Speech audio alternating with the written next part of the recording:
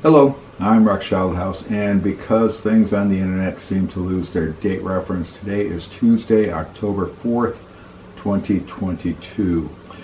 And being a little bit conservative, a little bit lazy, a little bit active, whatever, this portion of the video is probably going to be used to intro several site visits of our Wish of a Lifetime AARP Regine trip from San Diego to Bastogne for the Battle of the Bulge battlefields and museums and back.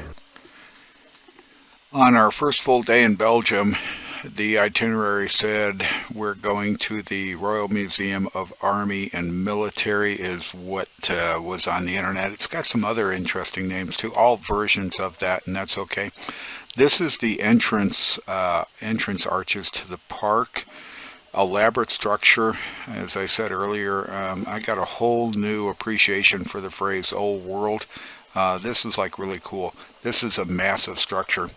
And when we got there, another image of the museum, we found out that the museum as a whole was being used by search and rescue people for training, and they're climbing up and down the buildings, and they're inside, they're in the superstructure, the architecture, the structures inside climbing up as well. So the museum wasn't fully open to us, and that's okay. They're using it for training. This is the entrance to the museum. Walked in, and there's a gallery down underneath it where you pay your admission, which is like $11, 11 euro, something like that. It's reasonable. And this talks about the museum and how it was structured, what it's going to show. It's kind of cool. And then and I had a map of the galleries, and I can't find it. I wanted to scan it and put it in there. But there's 10 galleries in this museum, and this place is massive. I walked in with 2 fully charged digital camera batteries. I took over 600 photos. My digital camera batteries died. I switched to my smartphone, and I finally just gave up. I think we spent 5 to 5.5 hours here. We got there a little bit late because of transportation problems, and then we were just dead. We're used to walking a lot, but this was standing. When we weren't walking, we were standing, and it had a really nice snack bar. This was a fantastic place to visit. There is a lot of artwork throughout the museum. A lot of it depicts events, and with Europe, Western Europe having a history of war, conflict, aggression, whatever, going back to recorded history, pictures like this are all over the place, and they are absolutely beautiful. And one of the things, and we're not sure how the names evolve, whatever, there was posters in numerous places like the Brussels Air Museum, which I think is in reality where we were going to when we walked into the next gallery, the aviation gallery.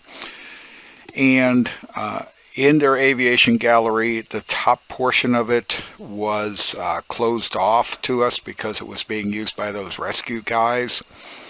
And we're in the lower portion of it. I'm going to say this was a conservative 300 feet wide by 500 feet long on the lower level, with a lot of aircraft. Not a whole lot of displays in the that contained English. Like this is an example, and if I'm not mistaken, I have been more than once in my life. This sign is in French and in German. Not a whole lot of English there, and some of the displays are really beautiful, are really great, well documented. Other items are just placed there and then left, and one of the items was a marine rangefinder. And I asked the docent that was walking around if he knew what it was, because we couldn't quite get a good view of it, and he had no idea. And then we changed position. I realized what it was. It was a marine rangefinder, kind of fun. There is a lot of variety in the Aviation Museum. Joyce is standing in front of a Russian Soviet Hind helicopter, attack helicopter. These played havoc in Afghanistan. Currently they're playing havoc in the Ukraine with Russia invading the Ukraine. They're a deadly weapon. They are something else. This here is a 6.2 centimeter wagon flak, an anti-aircraft or I'm assuming artillery piece, most likely out of World War I. We're not proficient. Found at AT6 Texan, parked there, obviously in Belgium colors. Very good condition. Some nice signage on it. Also French and German, we think was, or whatever. Here's a Nike missile. These were cool. I remember these being around Chicago growing up. To see another one is fun. And then this guy here is a Fuga Magister CM170, whatever. I've seen these things around in air shows. A couple of people have them as civilian aircraft here in the United States.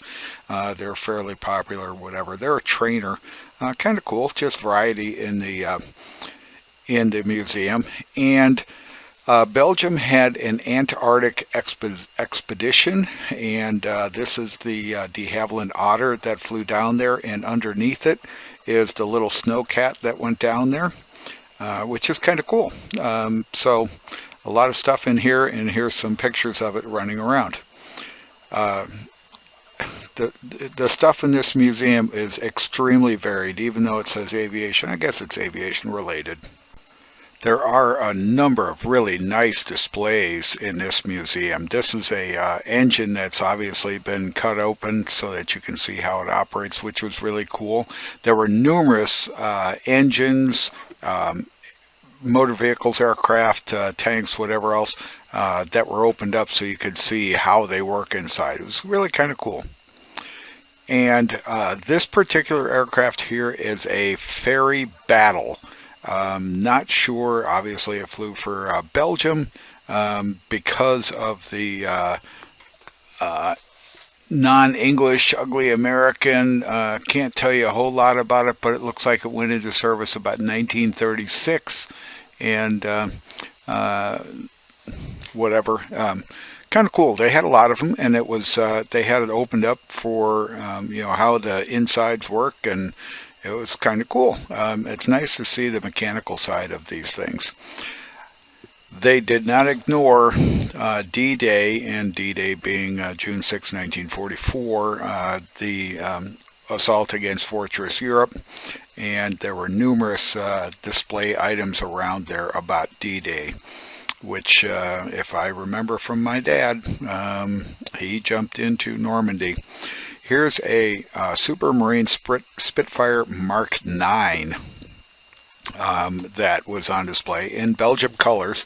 So Belgium obviously flew the aircraft during World War II against the Germans. And super aircraft, a true fighter. The guys who flew it said it was like wearing a glove. Not sure where this kind of exhibit fits into aviation, but I mean, pilots carry sidearms for their personal protection. The bottom one is a Browning High Power, also called a Browning FN, made in Belgium, and kind of fun.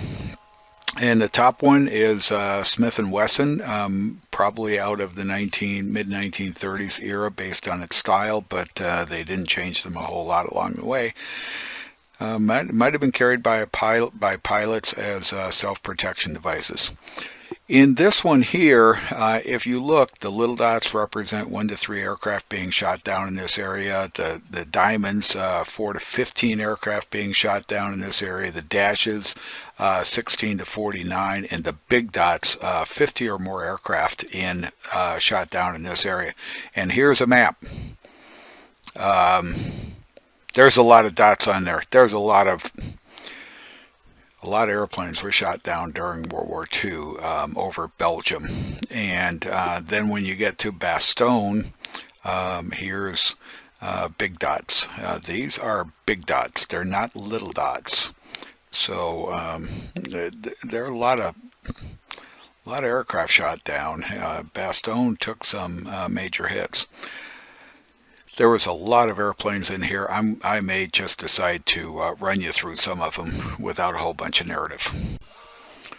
This guy shows up. He's kind of interesting. He looks like an all-terrain vehicle, most likely post-World War II, just looking at how it's put together.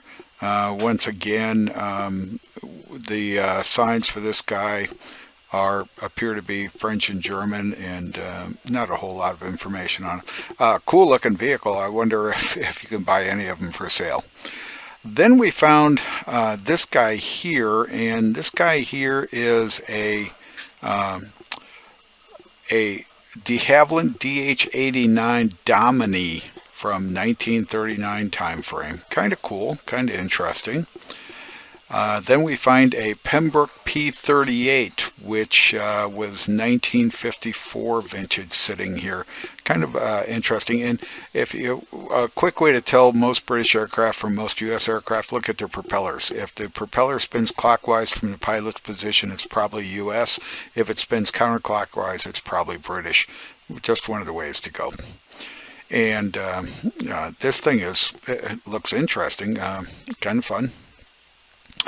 A motorcycle, not sure what this was in. It looks like it might have a parachute on it, whatever, and it might be associated with the display for the SAS, the Belgium, maybe Special Air Services guys that we see here, who's carrying a Thompson submachine gun, 45 caliber if you want to know. And there were a lot of weapons in this museum, just a lot of weapons.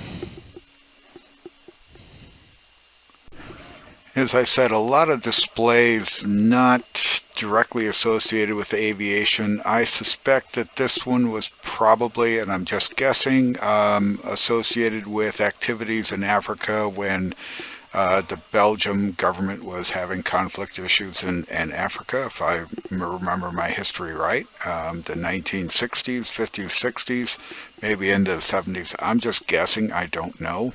To see a crew with quote-unquote modern gear manning a mortar takes me away from the images here with the vehicle in the background. Take me away from World War II. It's post-World War II, I'm pretty sure. And this kayak guy, I think, is post-World War II. I think we're back into SAS, Belgium Special Air Services, if I'm not mistaken.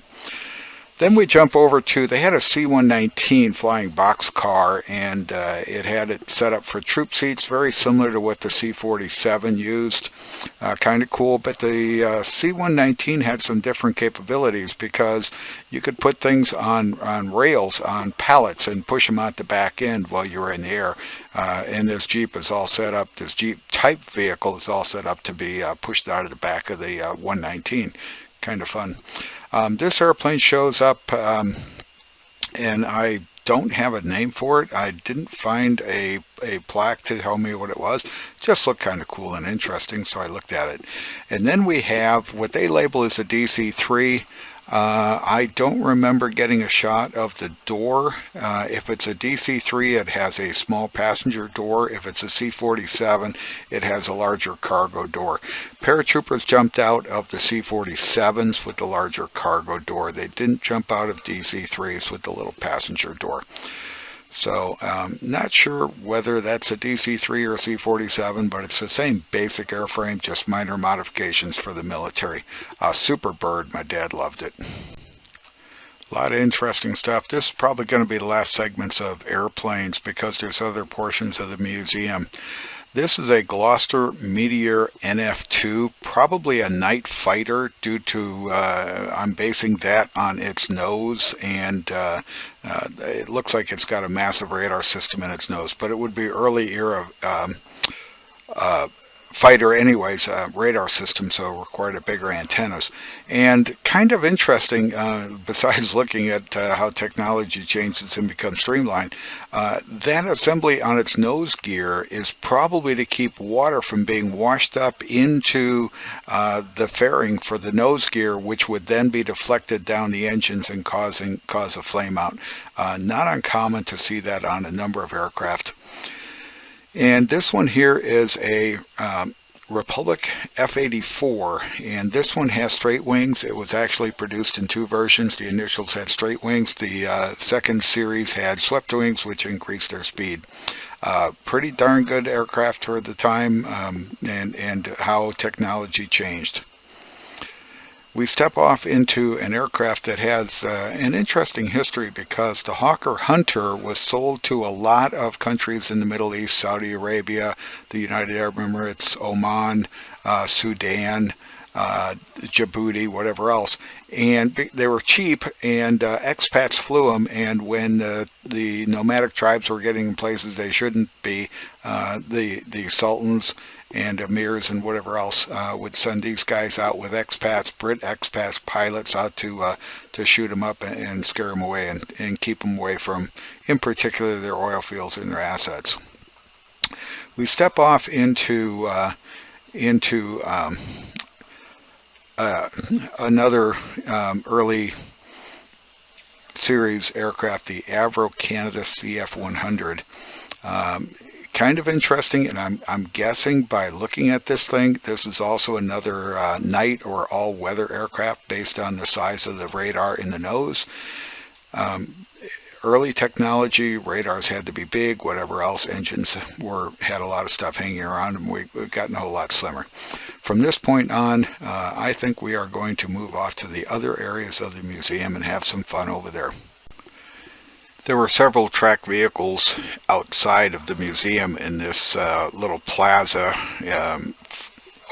open air area.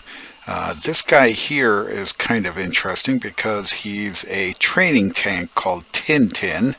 Obviously, you have to train him. And here's a Leopard 1A1 tank that was set up on display. Kind of cool. Wish they would have let us look inside of it, but it's all sealed up. And an M47 Patton tank, obviously named for Patton after he died in just after World War II ended, while he was still in Europe. So he is buried in Luxembourg. His body was not allowed to be brought back to the United States. The Patton tank saw heavy duty in Vietnam. And then we have a Leopard recovery vehicle. Tanks break down, so you have to go get them, and this is one of the vehicles that goes to get that went to get them. I'm getting cocky here. A lot of areas in this museum. We moved on to another section of the museum, and we found this display. It's an image of the Dieppe, I think is how it's pronounced, assault, where the Brits tried to get into Fortress Europe just to do an exploratory probe. Yeah, they penetrated it, but they took pretty severe losses in the process. What interested us most, though, was, besides it being a good display, was my wife and my oldest daughter's middle name is Helene, and here's a scout car, a dingo, named Helene as a call sign. We thought that was just kind of fun. And we stepped off into, next to that display, these guys are getting ready to go over to Normandy. So this is a LCT or LST, landing ship tank or landing craft tank, and all loaded up to go over to Normandy, and they're all U.S. tanks in this sucker, and this guy ready to go. As we moved over to the artillery section, found this guy kind of interesting, and once again we have a problem. Being ugly Americans, we don't speak French or German, and this guy is mounted on wheels so that he can pivot. I'm guessing that he is actually part of the French warfare thing, and here's his sign. If you want to try to read it, it shows how it's used. I suspect it was trench warfare weaponry. Just guessing. In the next area of the museum, it's talking about armored wars, World War I, World War II, the armor used in it, whatever else. World War I was trench warfare. Might have been why that gun was mounted up on its on that ladder assembly, so you could reach over the bank and still fire at your enemy and not expose yourself. These photos depict trench warfare. It was not good. This panel is explaining how World War I broke out. Germany declares war on France. It continues from there. Turns into trench warfare where the lines just stabilized. 4 million plus died in World War I. Not good. This is a French FT-17 tank out of World War I. They were hot. They were undependable. They didn't have a whole lot of firepower. They were in development, whatever else, but they did scare the infantry. And then this is one of the many pieces of artillery that are in display from World War I. This one in particular, and it's a 7.58 centimeter leash, whatever, firearm, and lots of long arms rifles, pistols, machine guns, submachine guns, whatever else in this area of the museum. And a lot of military, I'll call it paraphernalia, drums, trumpets, bugles, helmets, jackets, vests, whatever. A lot of ceremonial stuff running around here. And this little mortar thing is just kind of cute, and the next panel kind of talks about them. It was used, among other things, as an anti-tank weapon. So tanks were pretty vulnerable when they initially came out. A lot of items out of World War I, and they are unique, interesting. You look at the mechanical growth of them. This 14 centimeter Mine and Warfare, which is German for mortar, M16 model. M16 model. Looks like, if you look at it with the holes in the front of the chassis, the plate on the back, looks like it was designed to be transported on wheels, put an axle in there at both ends, whatever, and tow it around. The Germans used horses during both World War I and World War II as primary means to move materials. Kind of interesting. Everybody else went to cars. Yeah, the Germans had a lot of tanks, trucks, whatever. They're what became the thing, the staff car, whatever. But they used a lot of horses as well. Interesting mortar. And then we walk up to this 142 millimeter Delartre, whatever. This is kind of interesting. Evidently set off one fuse, and this thing fires a whole bunch of little bomblets across the battlefield. Looks relatively small. Looks incredibly heavy. As I said, this museum has a lot of stuff in it. You see a World War I artillery, probably equivalent to a howitzer, sitting in front of what would become our vision of the tank during World War I. In the background of that, you see some of the uniforms and sabers that are collected, some of the battle flags. And we step off, and the Firefly tank was World War I type tank, small, lightly armored, whatever else. Kind of find it interesting. This is that classic World War I. You're going to see it crawl over the trenches, whatever else. They were hot. It was not uncommon for the occupants to suffer from carbon monoxide poisoning, die, whatever else. The fields of fire were limited by how the guns were mounted on them. Things would change. And then we have a Fokker tri-wing up in the rafters, hanging down, looking at us, striking down at these tanks and whatever else. And then some of the stuff that in particular was out of the German army. So you got some hand grenades there, you got lights, listening devices, carrier pigeons were used even in World War II, a lot of stuff along the lines.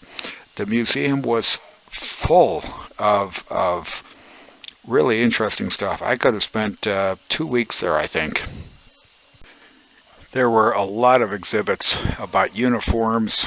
This one just gives you an idea. If you look down in the length of this display area, a lot of uniforms. Interesting weaponry, seen these before. These were weapons designed to fire over the trench so the shooter could stay down in the trench, keep his head below ground level, use that periscope that's on the back of the rifle, stick the rifle above the trench and shoot at the opposite side. Rather effective weapon designed to fit the warfare of the time. Here's a World War I soldier, gas mask, ammunition, all that stuff ready to go. And if you look, wire cutters in the back because they were trying to go through tangled wires. Yeah, if you go back to that tank, the big tank, that big tank had bars over the top of it so it could go through wire and not get snagged. And this is I guess the parent of an armored car, an armored assault vehicle. Kind of interesting. If you look at the way that it's built, it's designed to protect itself. Inlets behind there, and so that the radiator gets air, so you can be cool. But in the meantime, it's protected against small rounds. There's a exhibit area that's called Treasuries of the Russian Empire, and this is one of the uniforms in it. A lot of beautiful uniforms and beautiful artwork in that exhibit. Most of these pictures are from the treasures of the Russian Empire. How many trumpets, how many bugles do you need? Evidently more than one. A lot of beautiful artwork here. Interesting dinnerware, whatever. Helmets, leaving the Russian Empire display, I think. All sorts of helmets were on display, and this monster was on our way out the door. Humongous piece of machinery. Here's some of the various shells that are out of the World War I era. They're humongous. How'd they develop that? And they don't. Things didn't always work right. Every once in a while, things go wrong. My batteries are dying in the digital camera, so we're kind of conserving photos. The U.S. military was also, I will say, honored and displayed in this. Here's a uniform display case of sailors and Marines and whatever else. So we were not forgotten. The U.S. military was not forgotten in this place. We were in numerous locations. Unfortunately, I was running out of battery power. Of the numerous things that they showed, they included things like meals, corned pork, corned beef and cabbage, corned pork, not so sure.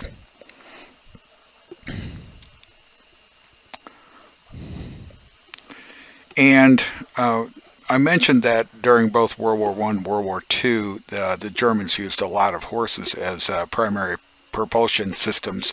During World War I, virtually everybody did. The automobile was around, the truck was around, but horses were reliable. And this display is from England, I believe, saying, "Hey, if you're good with horses and you've got a horse, we'll pay you. Come on over and help us out." Another behemoth on the way out the door. I was absolutely amazed at the size of some of this cannery out of World War I or in previous.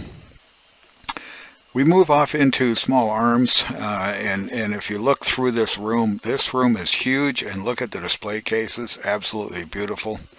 And there are swords all over there, all sorts of weaponry sitting over here. I was in heaven. I would love to have had more battery power at this point. some of the interesting displays. This one here shows how to make a rifle step by step by step by step. It was really intriguing, and they had it for pistols as well. Here's a multi-barrel gun that, as close as I can figure out, worked on a rapid fire system. You turn that crank on the side and it fires the barrels one at a time just as fast as you can turn the crank. It doesn't fire them all at once. Sort of like a fixed barrel Gatling gun. And here's a cartoon in French that tells you how to operate the rifle. Wish I could read it, but ugly American, sorry. This is an automatic cartridge reloading system. This is a reloading concept. Kind of cool. Some paperwork on it showed how it worked. Interesting handgun. Seen this here in the United States. It's one way to reload a revolver, I guess. Now we get into the World War II era stuff. This is early 1930s. Half-track, motorized vehicle half-track, kind of interesting. And we get into what would be the Jeep. And now we're into World War II, and we are also at the end of my batteries, I think. At this point, my batteries are pretty much dead. I got a couple more shots. This is what we would later know in the U.S. as the Volkswagen Thing. And it was designed by Ferdinand Porsche to work for the German government. So they only built 55,000 of them, and they went all over the place. And it became the basis of the Beetle, the Volkswagen family car, Volkswagen German family car. So I'm out of batteries. I would tell you that if you wanted to go to the Royal Museum of Army and Military in Brussels and you want to take photos, take lots of batteries, plan on, in reality, in my opinion, plan on 3 to 4 days. There's also an automotive museum across the street. I got to look inside, didn't get into it. We were out of time, whatever, which looked absolutely fantastic. So once again, I have to say thanks to several people for this, or several entities and people. Wish of a Lifetime, AARP, and Regine set this up. And thanks to my dad for giving me a reason to go there. He wanted to go back to Bastogne. I am interested in world history. War is not something we should get involved with, but unfortunately it's necessary. So thanks to everybody for this. Thanks to the people of Bastogne, to Brussels, to Belgium. Thanks to AARP, Wish of a Lifetime, Regine, and thanks to my wife for putting up with me dragging her around for this. She actually enjoyed it.